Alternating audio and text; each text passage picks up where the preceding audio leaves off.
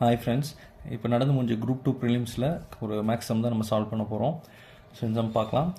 கோபி ஒரு மடிக்கணினியை 12% லாபத்திற்கு விற்றார்.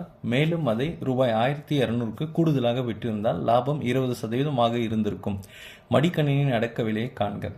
ஸோ கோபின்றவர் ஃபஸ்ட்டு பார்த்தீங்கன்னா ஒரு லேப்டாப்பை 12% லாபத்திற்கு விற்கிறார். 12% லாபம் அவருக்கு கிடைக்குது. சப்போஸ் அவர் பார்த்தீங்கன்னா நார்மலாக விற்ற விலையை விட 1200 ரூபாய்க்கு அதிகமாக விற்கிறார். கூடுதலாக விற்கும் போது அவருக்கு எவ்வளோ ப்ராஃபிட் கிடைக்குது அப்படின்னா இன்னும் அதிகமாக கிடைக்குது. 20% லாபம் அவருக்கு கிடைக்குது. ஸோ அவருடைய அடக்க விலை எவ்வளோன்னு கேட்குறாங்க. அவருடைய எவ்வளோ பொருளுக்கு எவ்வளோ ஒரு பீஸ்க்கு அவர் அந்த ப்ராடக்டை வாங்கினார். மடிக்கணினியை அடக்க விலை கேட்குறாங்க.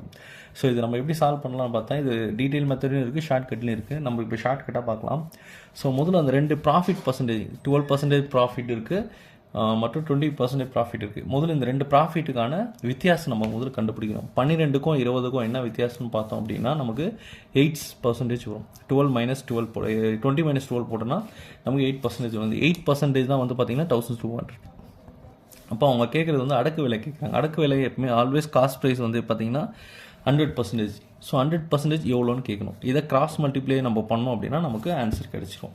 அப்போ 8% into x equal to 100% into 1200.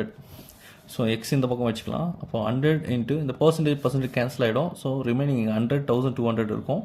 Divide by 8 இருக்கும். இந்த 8ஆல் 1200 நம்ம டிவைட் பண்ணால் 1 8 8 மிச்சம் 4 8 5 40 150 வரும். இந்த 150 பெருக்கல் 100 பார்த்தீங்கன்னா 15,000 உங்களுக்கு சால்வ் பண்ணிக்கலாம். ஸோ அப்போது ஒரு மடிக்கணினி அவர் எவ்வளோ அடக்க விலைக்கு வாங்கியிருப்பார் அப்படின்னா 15,000 ரூபா. ஸோ ஆப்ஷன் உங்களுக்கு பார்த்தீங்கன்னா ஏ, அதுதான் உங்களுக்கு கரெக்ட் ஆன்சர். தேங்க்யூ.